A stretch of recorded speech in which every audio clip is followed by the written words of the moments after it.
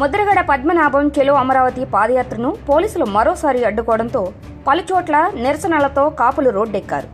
ఇచ్చిన హామీని నెరవేర్చాలంటూ చంద్రబాబు వైఖరిని మార్చుకోవాలని కోరుతూ కొన్ని ప్రాంతాల్లో కొవ్వొత్తుల ర్యాలీలు నిర్వహించారు. ప్రత్తిపాడు మండలం రౌతుపాలెంలో కొవ్వొత్తుల ర్యాలీ నిర్వహించారు. సన్ డైరెక్ట్ శ్రీను నేతృత్వంలో ఈ కార్యక్రమాన్ని కాపులు చేపట్టారు. అదేవిధంగా జగ్గంపేటలో కాపు జేఏసీ నాయకులు తుమ్మలపల్లి రమేష్ సారథ్యంలో 216 జాతీయ రహదారిని కాపులు దిగ్బంధం చేశారు. అనంతరం ధర్నా నిర్వహించి పోలీసు వైఖరిని తీవ్రంగా ఖండించారు.